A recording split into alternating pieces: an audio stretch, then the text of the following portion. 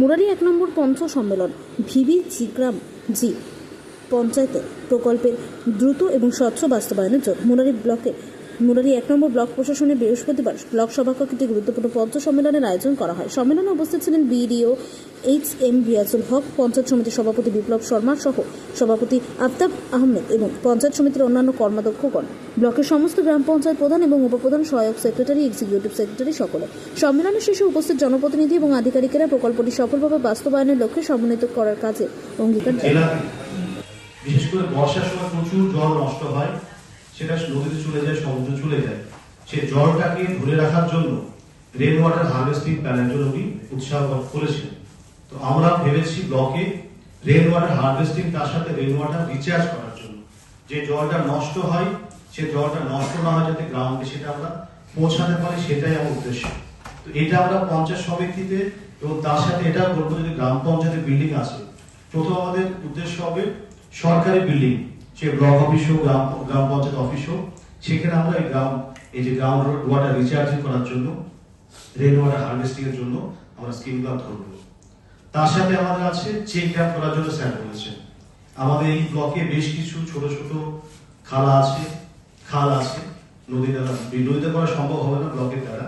ছোট ছোট যে খাল আছে সেখানে আমরা চেক ড্যাম করার প্ল্যান করেছি, সভাপতি সাহেব করেছেন, আপনার গ্রাম পঞ্চায়েত করার প্ল্যান করেছেন। এই চেক ড্যাম করার জন্য একটা বড় আকার করা যায়, সেটার কিন্তু একটা কনভার্জেন্সের দরকার হবে।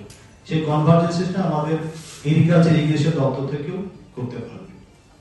আর প্রথমে বলা হয়েছিল এই ব্লকে প্রচুর, শুধু এই ব্লকে না, ম্যাক্সিমাম ব্লকে প্রচুর আইসিডি সেন্টার আছে যেখানে রিপেয়ারিং দরকার ছিল।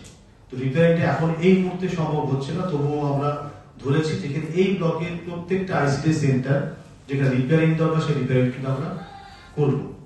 তার সাথে অফিসের যে এই ব্লকে দেখছি ম্যাক্সিমাম রাস্তাঘাট খুবই খারাপ, তো এই রাস্তাঘাটের জন্য আমরা স্কিম ধরতে খুবই বেশি দরকার। সেই রাস্তাঘাটগুলো কিন্তু আমরা এই স্কিমের মাধ্যমে ধরতে পারি। যে সমস্যা হচ্ছে যে 60-40 রেশিও যেটা আছে, 60-40 রেশিও যেটা আছে, সেটা কিন্তু মেনটেন করতে হবে আমাদেরকে।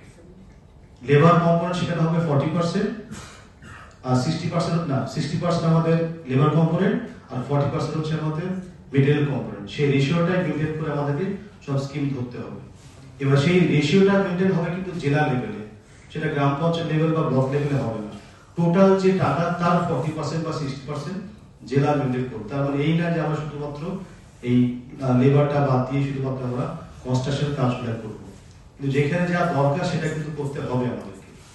এই যে ফান্ড, প্রচুর ফান্ড সরকার তরফ থেকে দেওয়া হয়েছে, কিন্তু যে গাইডলাইনটা আছে, গাইডলাইনটা আমাদের পরে আমাদের সিআই সাহেব আছেন, আমাদের আইনডব্লিউ সাহেব আছেন, এসও সাহেব আছেন, আমাদের বিডিও সাহেব আছেন, জিপিও সাহেব আছেন, টোটালটা স্লাইড ধরে ধরে সুন্দর করে গাইডলাইনটা দেখিয়ে দেবেন।